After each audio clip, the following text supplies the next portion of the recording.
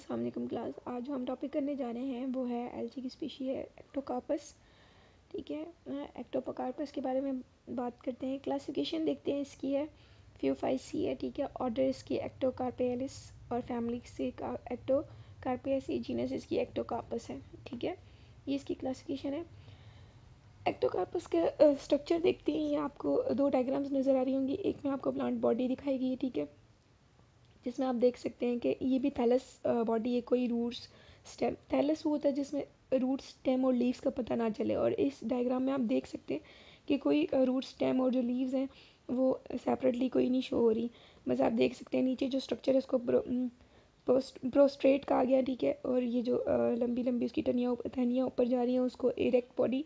ठीक है, एक तरफ पिंक कलर का शो किया हुआ ये यूनिलोकुलर स्पोरेंजिया है, दूसरी तरफ प्लूरीलोकुलर स्पोरेंजिया है। ठीक है, दूसरी तरफ आपको स्ट्रक्चर दिखाया गया, उसमें आप देख सकते हैं कि न्यूक्लियस है, सेल वॉल है, आपके पास साइटोप्लाज्म है, मेम्ब्रेन्स हैं, प्रीनोइड्स इसमें पाए जाते हैं, क्रोमेटोफोर्स हैं, और क्रोमेटोफोर्स के अलावा आपको गोल्डन ब्राउन फ्यूकोजेंथिन्स नज़र आएंगे। ठीक है, पिगमेंट्स नज़र आ रहे हैं। सेल वॉल जो है इसकी वो 3 लेयर्स की बनी होती है। इसमें आपके पास पैक्टिक सब्सटेंसेस भी होती हैं, सेलुलोज भी होती हैं, एल्गिन्स भी होती हैं, और फ्यूकोडेंस भी होते हैं। ठीक है, इसके बारे में हम डिटेल्स में आगे देखते हैं। सबसे पहले एक्टोकार्पस के बारे में बात करते हैं कि एक्टोकार्पस को ना एक और नाम दिया जाता है जिसको हम कहते हैं ब्राउन एल्जी। ठीक है, ये मेरीन वाटर में ज़्यादा पाई जाती है। ठीक है, और ज़्यादातर जो टेम्परेट और ट्रॉपिकल जो सीज़ हैं, ठीक है, वहाँ पे नज़र आएगी आपको। प्लांट बॉडी इसकी फिलामेंट टाइप होती है, जैसे कि हमने इस डायग्राम में देखा है। ठीक है, देख सकते हैं आपको फिलामेंट्स की शेप है इसकी। ठीक है, और ज़्यादातर ब्रांच होती है हेट्रोट्राइकस, और एंड पे आपको राइजॉइड नज़र आएंगे। ठीक है, ये जो नीचे प्रोस्ट्रेट्स है ना, इसके इस तरह का स्ट्रक्चर होता है। ठीक है, उसको हम राइजॉइड यानी रूट लाइक स्ट्रक्चर होता है। उसके ऊपर इरेक्ट सिस्टम होता है, यानी सीधी सीधी ब्रांचेस जो ऊपर की तरफ जा रही होती हैं। जो प्रोस्ट्रेट सिस्टम है जिसको हमने नीचे देखा है, ठीक है, ये राइजॉइड की तरह एक्ट करती हैं और ये इसको सबस्ट्रेट के साथ चिपकने में हेल्प करती हैं, कि किसी भी सबस्ट्रेट के साथ एडहियर होने में हेल्प करती हैं। कुछ जो इसकी स्पीशीज़ हैं उसमें आपके पास मल्टी सेलुलर हेयर्स, इस प्रोस्ट्रेट सिस्टम है इसके ऊपर मल्टी सेलुलर हेयर्स भी बनते हैं, यानी जो इस डायग्राम में आप देख सकते हैं इसमें कोई नहीं है, लेकिन ये जो प्रोस्ट्रेट है इसकी साइडों पे हेयर लाइक सिस्टम बनता है जो इसके ज़्यादा किसी भी चीज़ के साथ ज़्यादा मजबूती के साथ एडहियर होने में हेल्प करता है। ये जो हम बात कर चुके हैं कि ये जो प्रोस्ट्रेट सिस्टम है ये एंकर करवाता है, एडहियर करवाता है किसी भी सबस्ट्रेट के साथ या किसी दूसरे प्लांट के साथ। ठीक है, और ये जो इरेक्ट सिस्टम है इसमें फोटोसिंथेटिक और रिप्रोडक्टिव ऑर्गन्स होते हैं। ठीक है, फोटोसिंथेटिक ऐसे यानी जो इसमें क्लोरोफिल वगैरह पाया जाता है, और रिप्रोडक्टिव ऑर्गन्स आपको जो मैंने स्पोरेंजियस दिखाए हैं जो पिंक कलर में और ब्लू कलर में जो आपके ये जो आपको ब्लू और पिंक कलर नज़र आ रहा है ये इनके रिप्रोडक्टिव ऑर्गन्स हैं। ठीक है, तो ये इनके इस इरेक्ट सिस्टम के ऊपर पाए जाते हैं। जो एपिकल पार्ट होता है फिलामेंट का, यानी जो ऊपर वाला पार्ट होता है, ठीक है, वो हेयर पे जाके टर्मिनेट हो जाता है, यानी जहाँ से उसके हेयर स्टार्ट होते हैं वहाँ पे जाके एपिकल सिस्टम ख़त्म हो जाता है। उसके ऊपर जो सिस्टम होता है वो हेयर्स लाइक स्ट्रक्चर होते हैं। दो टाइप की प्लांट बॉडी होती है। ठीक है, इसमें एक आपके पास होती है हैप्लॉइड, एक होती है डिप्लॉइड। डिप्लॉइड और हैप्लॉइड में इसकी प्लांट बॉडी जेनेटिकली डिफ्रेंशिएटेड होती है, यानी जेनेटिकली ये हैप्लॉइड और डिप्लॉइड फॉर्म में पाए जाते हैं। और ये जो डिप्लॉइड या हैप्लॉइड जनरेशन है, दोनों जो जनरेशन है ये मॉर्फोलॉजिकली आइडेंटिकल है, यानी ऊपर से आप इसको देखेंगे तो ये बिल्कुल सिमिलर होती हैं, बिल्कुल एक जैसी नज़र आती हैं, लेकिन जेनेटिकली ये डिफरेंट है। क्यों? क्योंकि एक हैप्लॉइड जनरेशन है और दूसरी हैप्लॉइड प्लांट है और दूसरा डिप्लॉइड प्लांट है। सेल स्ट्रक्चर्स की बात करते हैं, रेक्टेंगुलर सिलेंड्रिकल किस्म के सेल्स होते हैं इसमें। ठीक है, और ये जो सेल है वो डिफ्रेंशिएटेड होता है आउटर और इनर लेयर्स में। आउटर वही इनकी पैक्टिक होती है और इनर आपकी सेलुलोजिक यानी सेलुलोज से बनी होती है, और बाहर वाली पैक्टिन से बनी होती है। उसके अलावा इसमें कुछ जिलेटिनस सब्सटेंसेस प्रेजेंट होती हैं। ठीक है, जो कि एल्गिन और फ्यूकिडिन है। ठीक है, और ये क्या करते हैं, इसकी जो सेल वॉल है उसमें मतलब एक एक्स्ट्रा जो दो किस्म के मटेरियल्स हैं वो पाए जा रहे हैं, जो कि क्या करते हैं, इसकी जो सेल वॉल है उसको जिलेटिनस बनाते हैं। सेल वॉल के अंदर की तरफ सेल मेम्ब्रेन प्रेजेंट होती है। ठीक है, जिसने क्या किया होता है, उसके प्रोटोप्लास्ट को कवर किया होता है। ये जो प्रोटोप्लाज्म है उसमें एक आपके पास न्यूक्लियस होता है और बहुत सारे क्रोमेटोफोर्स होते हैं, ठीक है। और क्रोमेटोफोर्स का नंबर जो है शेप भी और नंबर भी हर स्पीशी में डिफरेंट होता है, यानी अगर आप डिफरेंट स्पीसीज़ देखेंगे तो उसमें ये क्रोमेटोफोर का नंबर भी डिफरेंट होगा और इसकी जो शेप है वो भी डिफरेंट नज़र आएगी। ये रिबन शेप हो सकते हैं, बैंड शेप्ड हो सकते हैं या डिस्कॉइड शेप हो सकते हैं, ठीक है। और ज़्यादातर जो प्रिनाइड्स हैं उसके साथ एस्विटिनियन यानी उनके साथ साथ आपको पाए जाते हैं, उनके साथ लिंक्ड होते हैं, ठीक है, कनेक्टेड होते हैं। फोटोसिंथेटिक पिगमेंट मैं पहले भी बात कर चुकी हूँ, इसमें क्लोरोफिल होता है, ठीक है। क्लोरोफिल ए सी पाया जाता है, ठीक है। और उसके अलावा बीटा कैरोटीन होते हैं और फ्यूकोजेंथिन्स होते हैं। और फ्यूकोजेंथिन्स ही इनको कलर जो इनको कलर गिविंग होते हैं, यानी वो इनको कलर देते हैं, ठीक है। और ये जो फ्यूकोजेंथिन है इसने क्लोरोफिल को बहुत ज़्यादा मास्क किया था, यानी उसको क्या किया होता है, उसको कवर अप किया होता है, ठीक है। जिसकी वजह से क्लोरोफिल का कलर जो है वो ज़्यादा, क्लोरोफिल आपको पता है ग्रीन कलर का होता है, तो प्लांट का ग्रीन कलर शो होने के बजाय ब्राउन कलर शो होता है, ठीक है। जिसकी वजह से यानी जो येलो जो आपका फ्यूकोजेंथिन है उसने वो मास्क कर देता है आपके जो ग्रीन कलर है उसको और अपना कलर शो करता है, जिसकी वजह से जो आपकी एलजी है वो ब्राउन कलर की नज़र आती है, इसलिए हम इसको ब्राउन एलजी भी कहते हैं। इसकी क्लोरोप्लास्ट में आपको काफ़ी ज़्यादा वैक्यूल्स में ज़्यादा वैक्यूल्स नज़र आएंगे, जिसको हम फाइव सोर्स कहते हैं। मॉर्फोलॉजिकली मैंने आपको बताया कि हैप्लॉइड और डिप्लॉइड जो फिलामेंट्स हैं वो सेम नज़र आते हैं, लेकिन जो हैप्लॉइड फिलामेंट्स होते हैं वो ज़रा से छोटे होते हैं लेंथ में, और डिप्लॉइड जो फिलामेंट्स होते हैं वो ज़रा लंबे होते हैं, यानी इनकी लेंथ में थोड़ा फ़र्क होता है, बाकी ये तकरीबन सेम नज़र आते हैं अगर आप इसको सामने से देखेंगे। लेकिन जेनेटिकली फिर से बात कर रही हूँ डिफरेंट है, क्यों? क्योंकि वो सिंगल सेल से बने होते हैं और ये डबल, ये वो 1n से बने होते हैं, ये 2n सेल से बने होते हैं, ठीक है। रिप्रोडक्शन की बात करते हैं, इनमें सेक्सुअल वे ऑफ रिप्रोडक्शन और सेक्सुअल वे ऑफ रिप्रोडक्शन पाया जाता है, ठीक है। इस सेक्सुअल वे ऑफ रिप्रोडक्शन है इनमें वो ज़ोस्पोर्स की हेल्प से होता है। इनके जो ज़ोस्पोर्स है वो बाइफ्लैजिलेटेड होते हैं, ठीक है। और एक साइड पे वे फ्लैश होता है और दूसरी साइड पे टेंसल टाइप ऑफ फ्लेजिलम होता है, ठीक है। वे फ्लैश वो होता है जैसे कि आप देखते हैं ये जो आपकी मछलियाँ होती हैं उनकी जो नज़र आ टेल जो होती है, ठीक है, वो टेल जिस तरह मूव करती है ना उसको विप फ्लैश मूवमेंट कहते हैं, ठीक है। और दूसरी साइड पे एक फ्लैजिलम पाया जाता है।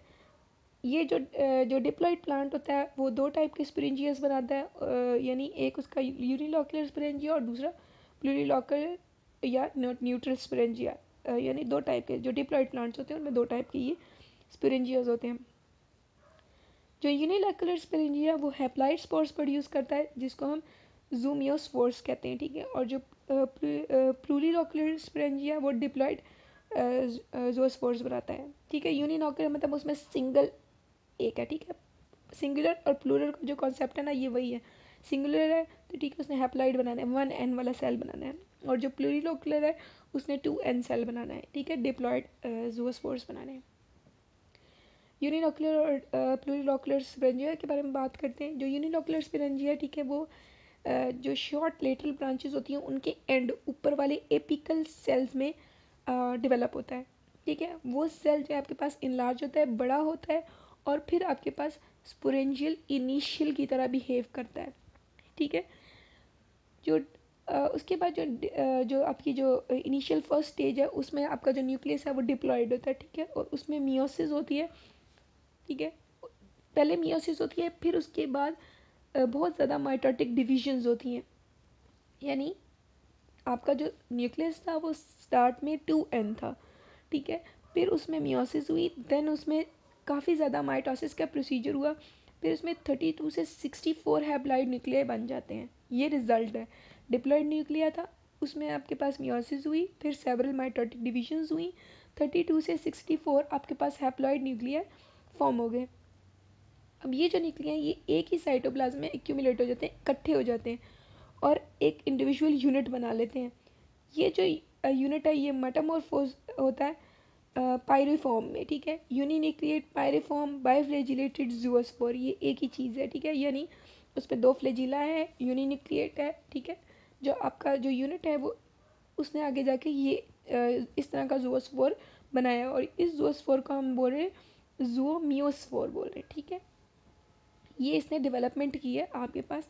पहले सबसे पहले आपके पास यूनिलॉकुलर स्पोरेंजिया बना, वो इनलार्ज हुआ, उसने स्पोरेंजियल इनिशियल बनाया, फिर उसने डिप्लॉयड न्यूक्लियस बनाया, डिप्लॉयड न्यूक्लियस में आपके पास मियोसिस हुई है, फिर माइटोटिक डिवीजन हुई है, 32 से 64 हैप्लॉइड न्यूक्लियाइज बने हैं, वो आपके पास साइटोप्लाज्म में इकट्ठे हुए हैं, उन्होंने एक यूनिट बनाया, उस यूनिट में आपके पास मेटामॉर्फोसिस हुई है, उसने आपके पास यूनिन्यूक्लिएटेड बाइफ्लैजिलेटेड ज़ूओस्पोर बना दिया, जिसको आप ज़ूओमियोस्पोर कह रहे हैं। अब ये जो फ्लैजिला होते हैं ये अनइक्वल होते हैं और लेटरली इंसर्टेड, यानी दोनों तरफ जो लेटरल साइड होती हैं उनकी वहाँ पे इंसर्टेड होती हैं, ठीक है। जैसे ही लिब्रेशन होती है स्पोरेंजियल जो वॉल होती है उनकी एपिक्स, ठीक है, ऊपर जैसे ही लिब्रेशन होती है वो डिज़ोल्व हो जाती है, और जो हैप्लॉइड स्पोर यानी डिज़ोल्व होगी यानी वो ख़त्म हो जाती हैं, ठीक है। और जो हैप्लॉइड जो स्पोर्स थे वो लिबरेट आउट हो जाते हैं जिलेटिनस मास के थ्रू, मास में के साथ, यानी उनके ऊपर एक जिलेटिनस मास प्रेजेंट होता है, ठीक है। जिलेटिनस मास की हम बात कर चुके हैं, वो किससे बना होता है, ठीक है। तो वो उसके साथ लिबरेट आउट हो जाते हैं, अब वो फ्री हो गए हैं, ठीक है, वो किसी भी वाटर जो आपका जो वाटर है उसमें फ्रीली स्विम कर सकते हैं। अब ये जो स्विमिंग यानी मोटिलिटी होती है इनकी तकरीबन 30 मिनट्स तक होती है, ठीक है। फिर ये किसी सूटेबल सबस्ट्रेट के साथ लगते हैं, ठीक है, वहाँ से जो सोर्स जैसे ही सबस्ट्रेट के साथ लगेंगे ये अपने फ्लैजिला को विड्रॉ कर देंगे, ख़त्म कर देंगे, और एक नई सेल वॉल अपने इर्द गिर्द बना लेते हैं। जैसे ही ये सेल वॉल इन्होंने बनाई, थोड़ी से टाइम में इनके अंदर जर्म ट्यूब डेवलप हो जाती है, जिसमें आपके पास डिवीजन होती है बहुत ज़्यादा बार, और मेनी टाइम्स डिवीजन होने के बाद वो पोस्ट्रेट फिलामेंट बना लेते हैं, जिसने उसको एंकर होने में हेल्प करता है, किसी भी सबस्ट्रेट के साथ जुड़ने में हेल्प करना है। अब ये जो प्रोस्टेट फिलामेंट है ये एक्टिव होती है, और फिर जैसे ही एक्टिव होगी उसके बाद उसने इरेक्ट जो फिलामेंट थे, जो सीधी फिलामेंट्स थी, उनकी ग्रोथ स्टार्ट कर देनी है। अब प्लांट डेवलप होगा, उसमें जर्मिनेशन हो जाएगी हैप्लॉइड ज़ोस्पोर्स की, और ये जो हैप्लॉइड जो ज़ोस्पोर के साथ ये जितना भी प्रोसीजर हमने पढ़ा है, इसी से जो जनरेशन आती है उस जनरेशन को हम बोलते हैं गेमीटोफाइटिक जनरेशन, ठीक है। अब बात करते हैं प्लूरिलोक्युलर स्पोरेंजिया की, ठीक है। ये जो होते हैं ये इलोंगेटेड होते हैं, मल्टी सेल्यूलर बॉडी होती है इनकी डेवलप, और इसमें डिप्लॉयड होते हैं यानी 2N होते हैं, ठीक है। इसमें जो प्लांट की जनरेशन हमारे पास आती है, यानी जो हमने हैप्लॉइड जनरेशन पढ़ी है, आप जहाँ पे भी देखेंगे अब हम जनरेशन की बात करेंगे। दो टाइप की जनरेशन हमारे पास आती है, एक गेमिटोफाइटिक और एक स्पोरोफाइटिक जनरेशन। इसमें जो गेमिटोफाइटिक जनरेशन थी वो आपके पास 1N थी, हैप्लॉइड थी, और जो स्पोरोफाइटिक जनरेशन है वो हमारे पास 2N यानी डिप्लॉयड आएगी, ठीक है। ये जो स्पोरोफाइटिक प्लांट है ये उसी पिछले वाले यूनिलोक्युलर स्पोरेंजिया से डेवलप होगा, ठीक है। उसकी जो शॉर्ट लेटरल ब्रांचेस थी उसकी टिप पे ये डेवलप हो जाएगा स्पोरोफाइटिक प्लांट। अब ये जो एपिकल सेल्स हैं जो कि इस एंड पे प्रेजेंट है ये लार्ज होंगे, बड़े होंगे, और फिर अब ये भी फंक्शन करेंगे एज अ स्पोरेंजियल इनिशियल्स। अब फिर वही सेम प्रोसीजर, ये जो स्पोरेंजियल इनिशियल है इसने लार्ज होना है, इसमें उसमें पहले मियोटिक फिर माइटोटिक डिवीजन, इसमें डायरेक्टली आप देख सकते हैं माइटोटिक डिवीजन हो रही हैं, ठीक है। उसने 32 से 64 बनाए थे और इसने 12 सेल्स बनाए आपने, लेकिन उसमें जो ये डिवीजन हुई थी ये न्यूक्लियस के अंदर हुई थी, ठीक है। अब ये जो सेल्स हैं ये वर्टिकल रो में, ठीक है, एक हॉरिजॉन्टल होती है एक वर्टिकल, यानी ऊपर से नीचे की तरफ। वर्टिकल रोज में आपके साथ क्या होंगे, ये अरेंज होंगे। फिर इसमें आपके पास वर्टिकल डिवीजन होगी, ठीक है, ऊपर से नीचे इस तरह आपके पास वर्टिकल डिवीजन होंगी, और ये इसमें मल्टीपल चैम्बर्स बन जाएंगे, बहुत ज़्यादा चैम्बर्स बन जाएंगे। अब जो आपके पास स्ट्रक्चर बना है इसको हम बोलते हैं प्लूरिलोक्युलर स्पोरेंजिया। प्लूरिलोक्युलर क्यों बना है, क्योंकि इसमें देख सकते हैं हमने इतने ज़्यादा चैम्बर्स बन गए, अभी हमने बात की कि उसमें इतनी ज़्यादा डिविजन हो जाती हैं कि उसमें बहुत सारा चैम्बर्स बन जाते हैं, तो इसने इस तरह का आपके पास प्लूरिलोक्युलर स्पोरेंजिया बना दिया। इस तरह की डिवीजन में कोई रिडक्शन नहीं होती ज़ोस्पोर की, ठीक है। जो पिछली थी उसमें रिडक्शन होती है, इसमें कोई रिडक्शन नहीं होती प्लूरिलोक्युलर स्पोरेंजिया में। और हर जो स्मॉल क्यूबिकल सेल होता है प्लूरिलोक्युलर स्पोरेंजिया का, ठीक है, क्यूब शेप का इनके सेल्स होते हैं, और हर छोटे सेल में एक सिंगल डिप्लॉयड न्यूक्लियस था, उसमें हमारे पास डिप्लॉयड न्यूक्लियस था, पर वो आगे जाके डिविजन्स होते होते सिंगल में चेंज हो गया था, हैप्लॉइड में चेंज हो गया था। अब इस यूनिट ने मेटामॉर्फोज होना है सिंगल में यूनिन्यूक्लिएट, लेकिन ये जो आपके पास ज़ूओस्पोर्स बनाएगा वो किस तरह का होगा, 2N होगा, डिप्लॉयड ज़ूओस्पोर होगा, उसमें हमारे पास हैप्लॉइड ज़ूओस्पोर बना था। अब ये जो ज़ूओस्पोर बन रहा है प्लूरिलोक्युलर स्पोरेंजिया में, ये ज़ूमियोस्पोर यानी जो आपके पास 1N ज़ूओस्पोर था, ठीक है, हैप्लॉइड ज़ूओस्पोर था, उसके जैसा ही होता है, ठीक है। और यूनिलॉकुलर स्पोरेंजिया में ही बनता है, लेकिन डिफरेंस कहाँ पे आता है कि ये डिप्लॉइड है और वो हैप्लॉइड है। ठीक है, ये जो यूनिलॉकुलर स्पोरेंजिया के अंदर ही आपके पास पूरी ये ज़ूओमियोस्पोर्स जो आपके ज़ूओस्पोर्स बने थे, ठीक है, वो बिल्कुल वैसे ही हैं जैसे आपका हैप्लॉइड वाली जनरेशन थी, मगर इसमें डिफरेंस क्या है कि ये 2n है और वो 1n थी, वो हैप्लॉइड थी और ये डिप्लॉइड है। अब बात करते हैं ज़ूओस्पोर ये डिप्लॉइड है। अब ये जो ज़ूओस्पोर है ये क्या करेंगे, उस हर जो ज़ूओस्पोर बनेगा उसने लिब्रेशन करनी है, वो निकलेगा ज़रूर। ठीक है, अब ये भी बाहर निकल आएगा किससे, या एपिकल या लेटरल अपर्चर से। अपर्चर्स होते हैं पोर्स, ठीक है, तो ये लेटरल यानी साइड्स या फिर ऊपर की तरफ से ये बाहर निकल आएगा और ये जर्मिनेशन करेगा, और जर्मिनेशन के बाद ये प्रोड्यूस करेगा 2n स्पोरोफिटिक प्लांट। और स्पोरोफाइट मैंने आपको पहले बताया था ये इसकी डिप्लॉइड जनरेशन है। 2n का मतलब है वो डिप्लॉइड प्लांट है। ठीक है, दूसरा वे ऑफ रिप्रोडक्शन जो इसमें वो है सेक्सुअल वे ऑफ रिप्रोडक्शन। इसमें आपके पास दो टाइप के बनती हैं, एक होता है आइसोगेमस और एक होता है एनाइसोगेमस। ठीक है, एनाइसोगेमस जो है ना इसमें ज़्यादा कॉमन होती है मॉर्फोलॉजिकली एनाइसोगेमस और फिजियोलॉजिकली एनाइसोगेमस। ठीक है, यानी दोनों मॉर्फोलॉजिकली भी और फिजियोलॉजिकली भी दोनों यही है एनाइसोगेमस होती हैं। इसमें जो गमीट्स प्रोड्यूस होते हैं वो प्लूरिलॉकुलर गैमीटेंजिया में प्रोड्यूस होते हैं। ठीक है, और बनते ही ये हैप्लॉइड प्लांट के ऊपर ही हैं। ठीक है, उसमें आपके पास 2n डिप्लॉइड प्लांट बनता है, लेकिन वो हैप्लॉइड प्लांट के ऊपर ही बनता है। ठीक है, इस आइसोगेमस में एक बात बता दूं आपको, आइसोगेमस वो होता है जिनके दोनों गमीट्स सेम होते हैं, और एनाइसोगेमस वो होता है जिनमें दोनों गमीट्स सेम नहीं होते हैं। इसमें जो प्लूरिलॉकुलर गमीटेंजिया होता है वो वही लार्ज इलोंगेटेड सेसाइल यानी मूव कर सकता है, शॉर्ट स्टॉक शॉर्ट ब्रांचेज होती हैं। ठीक है, मल्टी सेलुलर स्ट्रक्चर होता है, यानी इसमें ज़्यादा सेल्स होते हैं आपके पास। जो मॉर्फोलॉजिकली है ये आपका प्लूरिलॉकुलर गैमीटेंजिया और प्लूरिलॉकुलर स्पोरेंजिया दोनों सेम होते हैं। गैमीटेंजिया और स्पोरेंजिया, जो पीछे हमने स्पोरेंजिया देखा, गैमीटेंजिया भी बिल्कुल उसके जैसा ही होता है, लेकिन गैमीटेंजिया में आपके पास हैप्लॉइड स्पोर्स बनते हैं, जबकि आपके पास स्पोरेंजिया में डिप्लॉइड ज़ूओस्पोर्स बने थे। स्पोरेंजिया वो था जो हमने पहले पढ़ा था, उसमें हम देख सकते थे कि डिप्लॉइड ज़ूओस्पोर्स बने हैं, लेकिन गैमीटेंजिया में आपके पास हैप्लॉइड गैमीट बनेगा, यानी 1n गैमीट बनेगा, लेकिन दिखने में ये बिल्कुल सेम है। ठीक है, बस इनके जो गैमीट्स जो होते हैं ना जो आपके पास गैमीटेंजिया में बनते हैं, प्लूरिलॉकुलर गैमीटेंजिया में बनते हैं, वो साइज़ में थोड़े से छोटे होते हैं ज़ूओस्पोर्स से। ठीक है, जो कि आपके पास स्पोरेंजिया में बने थे। अब ये जो गैमीटेंजिया है ये बिल्कुल इसकी डेवलपमेंट भी बिल्कुल आपकी स्पोरेंजिया की तरह ही होती है। ठीक है, जिस तरह आपकी प्लूरिलॉकुलर स्पोरेंजिया ने आपके पास डेवलपमेंट शो की थी, बिल्कुल उसी तरह आपके पास प्लूरिलॉकुलर गैमीटेंजिया भी डेवलपमेंट शो करता है। फिर इसके जो गैमीट्स हैं वो लिबरेट आउट होते हैं गैमीटेंजिया से, और सेम प्रोसीजर को फॉलो करते हुए ये ज़ूओस्पोर्स प्रोड्यूस कर देते हैं स्पोरेंजिया के थ्रू। लेकिन याद रहे कि ये किस तरह थे, ये आपके पास जो थे ये आपके पास हैप्लॉइड थे, वो आपके पास डिप्लॉइड है। इसके बाद फर्टिलाइजेशन का प्रोसीजर होता है। क्या होगा कि एनाइसोगेमी में दोनों जो आपके पास गेमीट्स हैं, ठीक है ये आपके पास क्या होंगे, यूनाइट होंगे, दोनों इकट्ठे होंगे। लेकिन जो ये जो आपके पास इकट्ठे होंगे ये हमने पहले बात की है, ज़रा से मॉर्फोलॉजिकली बिल्कुल सिमिलर हैं, लेकिन फीमेल के जो गेमीट्स होते हैं वो ज़रा से लार्ज होते हैं मेल गेमीट से। ठीक है, फीमेल का जो गेमीट है वो ज़रा बड़ा होगा साइज़ में, और मेल गेमीट थोड़ा सा छोटा होता है।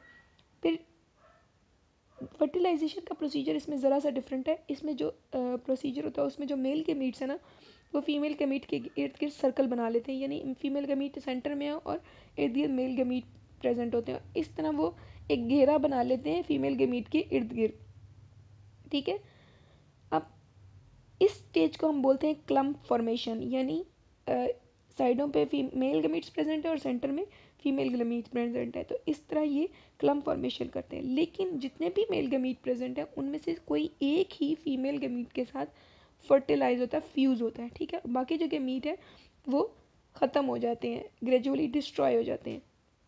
अब जैसे ही यूनाइट होंगे एक ज़ाइगोट फॉर्मेशन होगी, उसके बाद प्लाज्मोगेमी होगी। प्लाज्मोगेम होते हैं जो आपका सेल जो प्लाज्मा है, ठीक है, प्रोटोप्लास्ट प्लाज्मा, वो सारा डिवाइड होगा। और कैरियोगेम में आपके न्यूक्लियस की जो डिवीजन होती है। उसके बाद आपका जो प्रोसेस है दैट इज़ जर्मिनेशन। जाइगोट बन गया। अब जाइगोट ने, सारी बात है, जाइगोट बना, उसने जर्मिनेशन करनी है, ठीक है, लेकिन इसमें कोई रिडक्शन नहीं होती, कोई इसमें रेस्ट नहीं होता, ठीक है। ये विदाउट रिडक्शन विदाउट रेस्ट इसकी जर्मिनेशन स्टार्ट हो जाती है, ठीक है। और जैसे ही जर्मिनेशन होती है इसके रिजल्ट में आपके पास स्पोरोफिटिक 2n प्लांट आएगा। जो आपका सेक्सुअल वे ऑफ रिप्रोडक्शन है उसके रिजल्ट में आपके पास स्पोरोफिटिक 2n प्लांट आता है। और ये जो स्पोरोफिटिक प्लांट है ये अगेन डेवलप होने के बाद वही आपके पास यूनिलॉक्युलर और प्लूरिलॉक्युलर स्पोरेंजिया अपने ऊपर डेवलप कर लेता है। इसने क्यों डेवलप किए? क्योंकि सेम प्रोसीजर, इसने भी तो आगे अपनी जनरेशन बढ़ानी है, तो इसने अपने ऊपर वही आपके पास दोनों जो गेमीट्स जो आपके दोनों यूनिलॉक्युलर और प्लूरिलॉक्युलर स्पोरेंजियाज हैं वो डेवलप कर लेते हैं, ठीक है। इस तरह इनकी जर्मिनेशन होती है। अब ये एक आपके पास डायग्राम है जिसमें लाइफ साइकिल दिखाया हुआ है एक्टोकार्पस का, ठीक है। ऊपर आपके पास नीचे आपके पास गेमीटोफाइट जनरेशन है और ऊपर आपके पास स्पोरोफाइट जनरेशन है। आप देख सकते हैं कि जो स्पोरोफाइट थी वो जनरेशन किस तरह बन रही है और गेमीटोफाइट जनरेशन किस तरह बन रही है। सबसे पहले आपके पास स्पोरोफाइट है, ठीक है, उसने यूनिलॉक्युलर स्पोरेंजिया बनाया, उसमें मियोसिस हुई है, माइटोसिस हुई है, उसने ज़ूओस्पोर बना लिया और ज़ूओस्पोर से आपके पास गेमीटोफाइट बन गया। उस गेमीटोफाइट ने आपके पास प्लूरिलॉक्युलर गेमीटेंजिया बनाया, उसने गमीट्स प्रोड्यूस किए और वो गमीट्स का यूनियन हुआ, आपके पास जाइगोट बन गया। और जाइगोट का जो रिजल्ट है वो आपके पास स्पोरोफाइट जनरेशन है। और स्पोरोफाइट जनरेशन के बाद आपके पास वापस एक्टोकार्पस बन गया। एक्टोकार्पस ने वही स्पोरेंजियम प्लूरिलॉक्युलर स्पोरेंजियम बनाया, ठीक है। और ये जो प्लूरिलॉक्युलर स्पोरेंजियम है इसने 2n ज़ूओस्पोर्स प्रोड्यूस करने हैं। और ये जो 2n ज़ूओस्पोर है इसने आपके पास स्पोरोफिटिक जनरेशन बनानी है, ठीक है। ये इसका पूरा लाइफ साइकिल है एक्टोकार्पस जो आपकी स्पीशी है। ये ग्राफिकल रिप्रेजेंटेशन है, यानी ग्राफ में किस तरह आप सेक्सुअल और एसेक्सुअल वे ऑफ रिप्रोडक्शन दिखा सकते हैं, ठीक है। तो एसेक्सुअल वे भी आपको नज़र आ रही है, ठीक है। और इसमें स्पोरोफाइट गेमीटोफाइट जनरेशन के साथ साथ आपको पार्थिनोस्पोरोफाइट भी जनरेशन दिखाई हुई है, यानी आपके पास किस तरह स्पोर्स प्रोड्यूस हो रहे हैं, गेमीट्स प्रोड्यूस हो रहे हैं, किस तरह उसने आपके पास गेमीटोफाइट प्रोड्यूस किया और गेमीटोफाइट के आगे आपके पास जो सेक्सुअल वे ऑफ रिप्रोडक्शन हुआ है और उसने आपके पास किस तरह जनरेशन स्पोरोफाइट जनरेशन बनाई है। ये सारी इसकी ग्राफिकल रिप्रेजेंटेशन है। यानी अगर आपको वो वाली डायग्राम याद नहीं होती तो आप इस डायग्राम को भी कर सकते हैं, पर कोशिश करें कि वो भी आपको आती हो। इकोनॉमिक इम्पोर्टेंस की तरफ देखते हैं। ये जो हमने फ्यूकोडाइंस और जो आपके फाइकोकुलाइड एल्गिन्स थे इनके बारे में बात की थी, ये यूज़ होते हैं, ये वैसे इस जो एक्टोकार्पस है इसमें प्रेजेंट होते हैं नेचुरली। इसको वैसे यूज़ किया जा सकता है सेकेंडरी मेटाबोलाइट के तौर पे यूज़ इसको किया जा सकता है। उसके अलावा ये जो आपके टूथपेस्ट हैं, बियर है, ठीक है, बियर पीने वाली शराब, ठीक है, उसमें टूथपेस्ट आपका नेक्स्ट पॉइंट है, सॉरी ये इसके सामने आ गया, ठीक है।